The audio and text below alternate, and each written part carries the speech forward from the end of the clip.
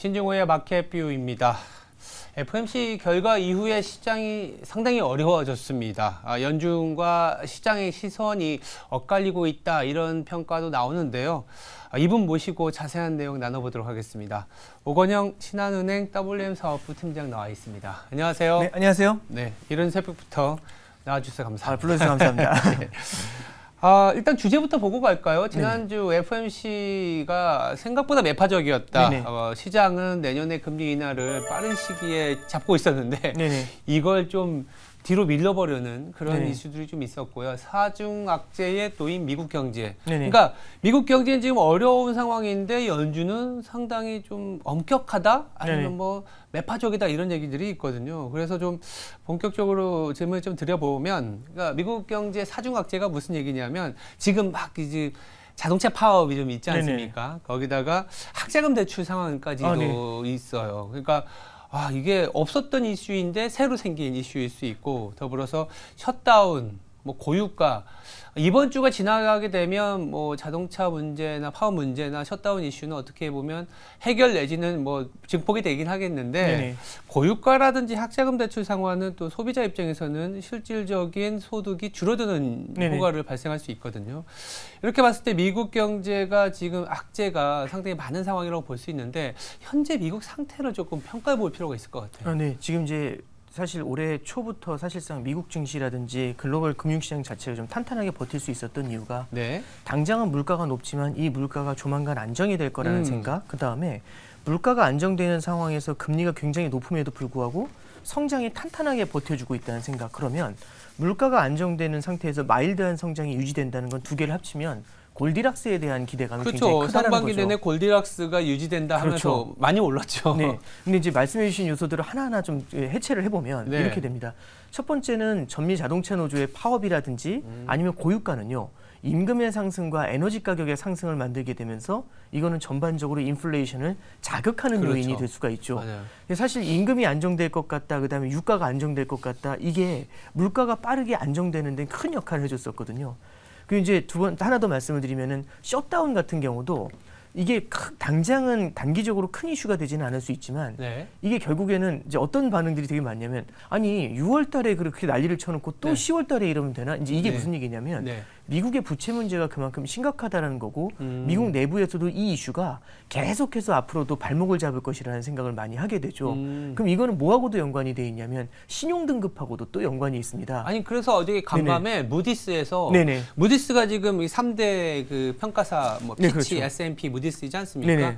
미국에 대한 등급을 그래도 무디스가 제일 높아요. 이걸 낮출 수 있다 이런 얘기가 나왔거든요. 그러니까 저도 그래서 이 셧다운 자체가 주는 뭐 이제 이게 파업이 생겨가지고 연방정부가 멈춘다 이런 것들도 이슈지만 그로 인한 손해보다는 오히려 미국의 국가 재정에 대한 이슈가 불거지게 되면은 신용등급부터 시작을 해가지고 추가적인 재정 지출에 대한 우려를 발목을 잡는 문제를 좀 만들게 되지 않나. 이거는 조금 더 이어져 가면은 성장에 대한 둔화 요인이 될 수가 있습니다. 그리고 이제 마지막으로 하나 더 말씀드리면은 그 학자금 대출 문제 있지 않습니까? 지금 미국의 초과 저축이 줄어드는 상태에서 학자금 대출이 지금 문제가 되는 거거든요. 이거는 결국에는 미국 사람들이 쓸 수 있는 파이를 줄이는 겁니다. 그럼 여기다가 지금 미래의 소득을 땡겨오는 게 가계 대출인데 미국의 신용카드 대출이 굉장히 많이 증가해 있는 상태죠. 이런 상태에서도 소비를 이어가려면 자산 가격이 탄탄하게 버텨줘야 됩니다. 그리고 이제 노동시장에서 임금이 올라줘야 되는데 이게 이제 자산 가격이 예를 들어서 과거만큼 오르지 못한다든지 아니면 임금 상승대가 주춤하다 이렇게 되면은 미국의 소비 성장에는 좀 악영향을 줄 수가 있겠죠. 그래서 앞서 말씀드린 게 골디락스잖아요. 성장은 좋은데 물가가 둔화되는 거지 않습니까? 근데 물가가 다시 끌어올라가는데 성장이 발목을 잡히는 모습. 그러면 전체적으로 단기적으로는요. 매크로 환경 자체가 금융시장이라든지 실물경제, 미국 실물경제에 우호적이지만은 않다. 이런 해석이 가능할 것 같습니다. 그렇게 되면 골디락스에서 경제는 좀 안 좋아지는데 물가가 높아진다? 또 스태그플레이션인데? 또다시 스태그플레이션에 대한 얘기가 나오는 건가요? 그러니까 결국에는 레벨대 자체로는 스태그플레이션을 가리키고 있을 정도는 아니지만 결국엔 마이너스 성장에 꽤 6%, 7% 물가대는 아니지만 방향성 자체가 골디락스에 대한 기대가 반대로 전환이 되니까 시장은 항상 미래를 바라보지 않습니까? 그러면 적어도 이 방향으로 성장은 강화되고 물가는 안정된다는 방향으로 기대를 하고 배팅을 했는데 이게 반대로 꺾이게 되니까 보니까 시장이 느끼는 실망감이나 실물 경제가 느끼는 실망감 이런 것들은 어느 정도는 영향을 줄 수가 있겠죠. 이게 참 어려운 게 이런 거네요. 아까 이제 학자금 대출이라든지 고유가로 인해서 미국 소비자들은 네네. 실질 소득이 줄어드는 리스크가 있기 그렇죠. 때문에 그래서 자동차 파업도 있는 거긴 하잖아요. 네네, 자동차 파업이라든지 여러 가지 어떤 임금을 올려달라는 요구가 높아지고 있는데 네네. 만약 임금을 올리게 되면 또 이건 또 이 물가 상승을 자극하는 거고 네네. 그러면 또 연준은 또 경제 상황과 상관없이 네네. 물론 이제 임금이 올라서 소비가 되고 소비가 투자가 되는 아름다운 그림으로 넘어가면 좋겠지만 네네. 당장은 물가 상승 압박에 대한 리스크 때문에 연준의 어떤 스탠스가 더 강해질 수밖에 없다. 네네. 이런 얘기가 나올 것 같거든요. 네네. 근데 지금 상태로 본다면 말씀 주신 것처럼 임금 상승률은 그래도 좀 더뎌지고 있다. 이런 얘기들 나오고 있습니다. 그러다 보니까 미국의 소비가 예전만큼 좋진 않다. 이런 얘기가 나오고 있고 네네. 유가가 지금 발목을 잡고 있긴 하지만 코어 쪽의 물가는 그래도 좀 둔화되고 있는데 연준은 지금 미국이 이렇게 악재가 도사리고 있는데 지난주에 보면 상당히 매파적으로 해석할 수 있는 포인트들이 좀 몇 개 있었거든요. 네, 그렇습니다. 네네. 연준의 스탠스 연내 금리 인상까지 보시는 분들도 계시고 네네. 팀장님은 좀 어떻게 보세요? 일단 첫 번째는요. 이번에 이제 FOMC에서 드러낸 매 발톱이라고 하는 거는 성장률 전망을 상향 조정한 건데 그렇죠. 이건 이제 연준 내에서 매파와 비둘기파가 서로 이제 경쟁을 할 때 그렇죠. 나오고 있는 악유의 핵심은 뭐냐면 이런 겁니다. 매파는 지금 금리가 이 정도 돼 있지만은 성장률이나 물가가 크게 둔화가 되지 않는다. 그럼 이건 높은 게 아니다. 더 올려야 된다. 이게 매파고 비둘기파는 미래의 성장이나 물가가 어떻게 될지 모르는데 그렇죠. 이게 당장의 금리 인상의 시차를 봐야지 그게 그렇죠. 무슨 소리냐. 미래의 성장이 불투명하지 않냐. 이러면서 이제 천천히 가자라고 얘기를 하고 있는 거죠.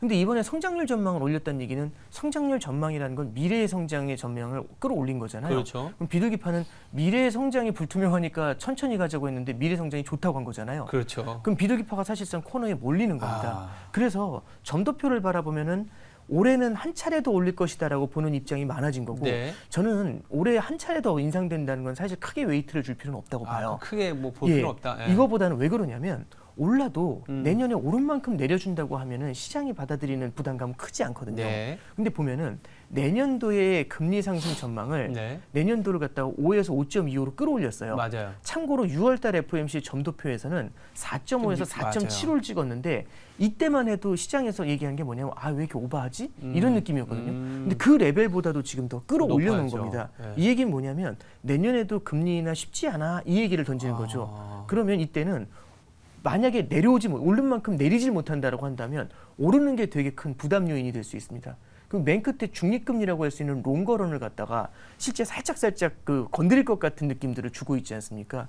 그럼 요 세 가지가 합쳐지게 되면은 금리 인상이 뭐 11월, 12월에 된다 이걸 떠나서 내년도에 생각보다 높은 금리가 오랫동안 유지가 된다. 여기에 대한 부담감을 주는 거고 오늘 새벽에도 이제 굴스비 총재가 그 얘기를 하잖아요. 네. 이분이 그래도 연준 내에서는 비둘기파인데 네. 얘기한 거의 핵심은 시장이 기대하는 것보다는 높은 금리가 오래 유지될 수 있다. 저는 시장이 기대하는 것보다니라는 네. 방점을 훨씬 크게 둘 수 있을 것 같아요. 네. 그래서 이런 부분들은요. 시장의 예상을 보다도 오히려 높은 금리를 갖다가 찍어주는 요인이 될 수 있다. 이렇게는 보고 있습니다. 그러니까 이게 문제인 것 같아요. 네네. 그러니까 시장의 기대보다 더 높은 수준 내지는 더 오랫동안 금리를 유지하겠다. 이게 네네. 문제인 게 뭐냐면 아까 이제 첫 질문이 미국 경제가 암초에 부딪히고 있다. 네네. 사중 악재로 인해서 성장률이 둔화되고 있다라는 거를 이제 우리가 조금은 짚어봤는데 네네. 시장에서 기대는 이거예요. 기대라고 할 수도 있는 것 같습니다.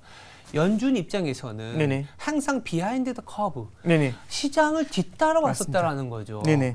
우리가 2021년에 그렇게 금리를 올리라고 했어. 마켓 입장에서. 네네. 근데 연준 리더를 트랜지토리 얘기하면서 물가 일시적이야. 지금 조금 있으면 내려와. 그랬는데 갑자기 2022년에 너무나 빠르게 네네. 너무나 강력하게 올려버렸던 사이클이었지 않습니까? 네네. 그러니까 이제 연준이 지금도 하이퍼런 거 니네 기대보다 마켓에 대한 니네 네네. 기대보다 우리는 조금 더 오래 유지될 거야. 하지만 시장에서는 지금 경제 펀더멘털을 보면 연준아 너 틀렸어. 네네. 생각보다 빨리 내려야 돼. 네네. 이렇게 볼 수도 있는 거거든요. 네네. 이게 이제 저는 포워드 가이던스의 문제인 것 같아요. 결국에는 뭐냐면 작년만 해도 요즘 보면 연준 그 기자회견 같은 거 봐도 큰 의미가 없는 게 뭐든지 다 그냥 데이터 디펜던스라는 얘기가 그런 얘기 하지 않습니까? 맞아요. 네. 근데 이제 저는 작년만 해도요 어땠냐면 추가적인 금리 인상이 필요할 것 같다라고 포워드 가이던스를 클리어하게 던졌어요.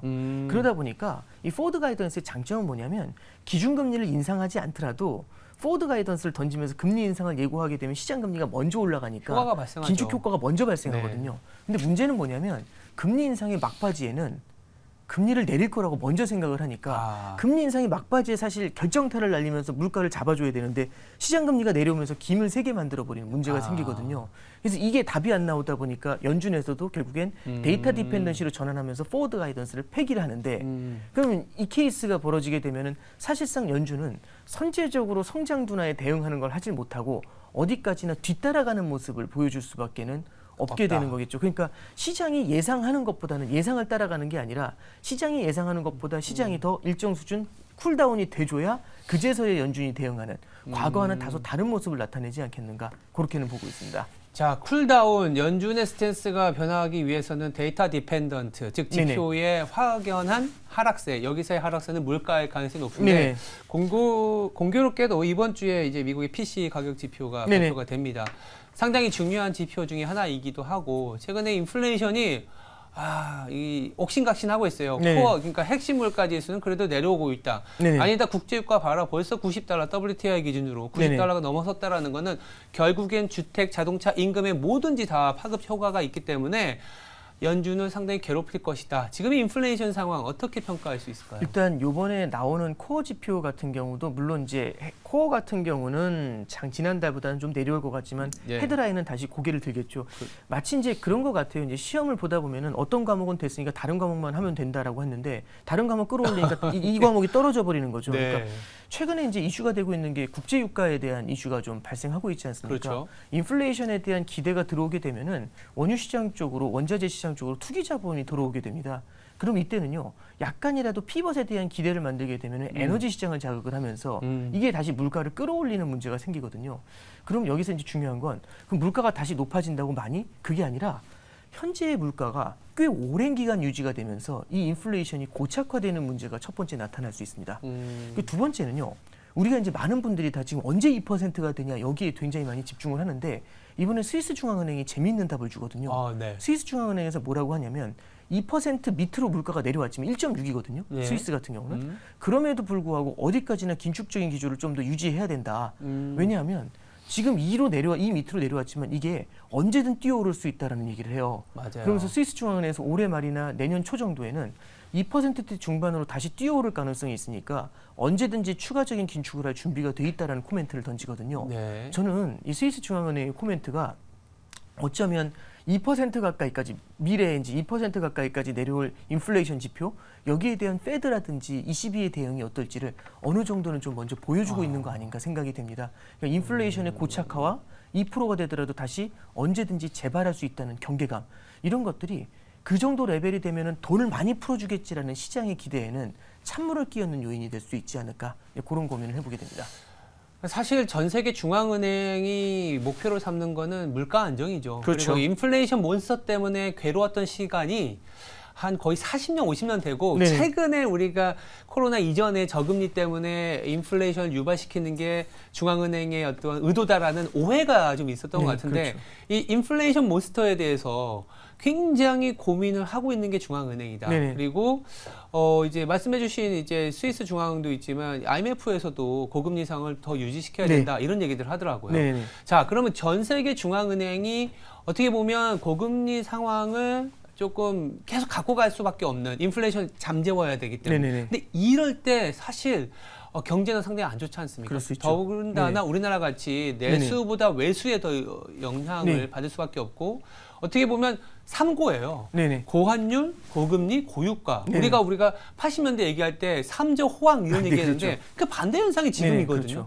그럼에도 불구하고 지금 잘 버티고 있다라고도 할 수 있는데 거꾸로 안 좋다라고도 할 수 있는 겁니다. 우리나라가 OECD 국가 중에 상당히 낮은 성장률을 유지하고 있다 이렇게 얘기할 수도 있는데 이 구조 얼마나 오래 갈지 참 궁금해요. 이게 사실은 구조라는 표현을 쓰는 게 구조적인 변화다라고 하기에는 아직은 조금은 좀 이른 맛은 있는 것 같아요. 그러니까 뭐냐면은 중국의 성장 둔화라든지 반도체 경기가 둔화돼 있다라는 것들 그다음에 이 삼고 현상이 어디까지 유지될지에 대해서는 아직까지는 성급하게 판단하지는 못하겠지만 네. 당장 올해만 해도 성장률 전망이 낮춰지고 있다는 것, 그리고 내년에도 기저효과 때문에 조금은 올라오겠지만 과거 대비해가지고 분명히 부진한 모습을 이어갈 거라는 거, 이런 것들은 방금 전에 말씀하신 구조적 변화에 대한 경계감을 높이는 거는 사실인 것 같습니다. 네. 한 가지 이제 좀 말씀드리고 싶은 거는 이런 상황에서 결국에는 다들 이제 정부에서도 하반기에는 중국 경제가 올라올 것이다라는 그런 전망들이 있었고 반도체 경기도 턴어라운드 할 수 있다라는 전망들이 있었는데 이런 것들이 약간은 좀 낙관적인 전망이었던 것 같잖아요. 그렇죠. 예. 물론 이게 내년에는 유효할 수가 있습니다. 그러면서 전반적인 기조에서의 약간의 상승은 좀 만들어낼 수 있겠지만 구조적으로 봤었을 때는 과거에는 없었던 새로운 성장 동력을 찾아내지 않으면 사실상 저성장이 고착화되는 문제도 나타날 수 있을 것 같아요. 그래서 이제 뭐 조금 뜬구름 잡는 얘기처럼 보일 수 있지만 이게 우리가 결국에는 특정 산업이라든지 특정 지역에 대한 경제 수출 의존도가 높았던 거지 않습니까? 그렇죠. 그럼 지역적으로도 좀 다변화를 찾아야 되고 그래서 인도라든지 아세안에 대한 국내의 관심이 증가한다라는 생각이 들고요. 그다음에 이제 기존에는 반도체라든지 이런 쪽도 있겠지만은 새로운 생산성이 나올 수 있는 그런 산업들, 뭐 이제 2차 전지에 대한 관심들도 고조되고 있지만 네. 이런 미래 먹거리에 대한 고민이 조금 더 많이 진행이 돼야 되지 않겠는가, 예, 그런 생각을 해봅니다. 그러니까 그동안에 우리가 2000년대 초반에 중국이 WTO 체제에 가입이 되면서 네네. 엄청난 뭐 성장력을 갖고 그렇죠. 왔었죠. 그리고 그 혜택이라고 하면 혜택인데 우리나라 기업들이 중국에 진출 내지는 중국에서의 수출로 인해서 그렇죠. 상당한 어떤 비중의 어떤 경제적인 링크 연결이 있었는데 그 부분을 떼어내는 과정이라는 게 상당히 어려운. 그렇죠. 그래서 말씀 주신 것처럼 뭐 최근에 이제 멕시코, 뭐 아세안, 네네. 인도 등의 이제 수출 비중 다변화하고 있는데 그렇다면 이제 약간 결론에 좀 도달해 보면. 네네. 자, 우리가 이제 정답지는 들고 있는 건 맞는 것 같아요. 이 한 국가나 한 지역에 얽매여 있었던 상황에서는 조금은 다변화해야 되고, 그리고 이제 삼고라는 어떤 어려운 상황에 있음에도 불구하고 우리가 이제 투자는 또 해야 되거든요. 네, 그렇죠. 예. 투자가 어려운 시기이긴 합니다. 그래서 뭐 딱히 주식이라고 이제 표현을 하진 않겠지만 팀장님이 보시기에 이랬을 때는 우리가 투자자들은 어떤 스탠스로 이제 시장 환경을 좀 대응을 해야 될지 네네. 그 부분이 참 궁금하긴 하거든요. 저는 이제 쏠림이 여전히 되게 중요한 표현이라고 생각을 해요. 쏠림이요? 네, 이제 뭐냐면 쏠림이라는 건 컨센서스 하에서 만들어지는데 많은 분들과 대화를 나누다 보면은 고금리를 잘 못 믿는 경향들이 있습니다. 그러니까 지금 은행 정기금리가 한 4% 정도 되거든요. 그렇더라고요. 근데 이제 다들 생각하시는 게 4%면 높은 거지 않습니까? 네. 근데 이게 높다라는 게 참 애매한 거죠. 무엇 대비 높냐는 건데 작년 이맘때만 해도 5%였습니다. 근데 재작년에는 1%였거든요. 갑자기 올랐죠. 예, 그러니까 이 금리가 4%라면 과거에 10년을 바라보면 꽤 높은 거니까 지금은 좀 이상하게 높다. 이거 내려올 것 같다. 그렇죠. 그래서 금리가 내려올 거라는, 물가가 안정될 거라는, 그럼 저성장과 저물가, 저금리가 유지가 되면은 재차 자산시장이 반등할 거라는 이 기대를 좀 모두 다 이제 땡겨온 것들이 좀 올해 상반기에 그런 생각을 많이 하시는 분들 계세요. 네. 그리고 이제 뭐 하이어 포 롱거라고 얘기하지만 여전히 시장에서는 그렇게 못할 걸? 이런 의구심이 되게 강하잖아요. 그렇죠. 그러면은 결국에는요. 저금리에 대한 배팅이 여전히 강해지고 있다라는 생각이 좀 많이 듭니다. 근데 지금 시장에서는 조금씩 변화되는 게 뭐냐면 어쩌면 지금 과거의 그 저금리 레벨로 돌아가기가 쉽지가 어렵다. 않을 것 같다라는 인식이 조금씩 강해지는 것 같아요. 네. 이런 상황에서도 기존에 있는 그 기조를 이어가게 됐었을 때는 그 쏠림의 포트폴리오가 있었을 때는 향후에는 좀 낭패를 볼 가능성도 있습니다. 그래서 지금은 특정 매크로 시나리오에 포커스를 맞춰가지고 자산을 이렇게 압축시키는 것들보다는 다양하게 변화되는 시나리오의 유연성을 높이기 위해서 포트폴리오를 좀 펼치는 전략들 이런 게 좀 더 유효하지 않겠는가, 그런 말씀드립니다. 그러니까 저도 사실 뭐 퇴직연금 다들 있잖아요. 네, 직장 그렇죠. 다니시면 퇴직연금 봤더니 뭐 ETF로 뭐 이렇게 막 매매해도 수익이 안 나오는데 말씀 주신 것처럼 정기예금이 4% 가까이 되니까 이 부분에도 어떻게 보면 정기예금은 예전에 현금이라고 표현을 했었거든요. 그렇죠. 현금에 놓으면은 1%밖에 안 된다. 이제 이 정도 현금에 좀 놓고 아까 말씀하셨던 이제 여러 가지 뭐 아세안이나 멕시코나 인도 뭐 이런 채권도 좀 사놓고 그렇죠. 주식도 다변화하고 상당히 좀 복잡한 세계에 복잡하게 대응해야 된다. 일단은 저는 퇴직연금에 현금도 조금 챙겨놔야겠다는 생각이 듭니다. 이게 현금에 대한 보상이 미국 같은 경우 MMF에서 5%를 주거든요. 낮은 금리가 아닙니다. 그러면 이럴 때에는 이 아무래도 변화가 됐었을 때도 빠른 변화가 나타날 수 있으니까 다양한 가능성에 대비해야겠죠. 알겠습니다. 시장이 참 어렵긴 하지만 또 이 또한 우리가 투자 기회를 주는 상황이기 때문에 투자 포트폴리오를 다양화하자라는 얘기를 좀 전해드립니다. 지금까지 오건영 신한은행 WM 사업부 팀장이었습니다. 감사합니다. 감사합니다.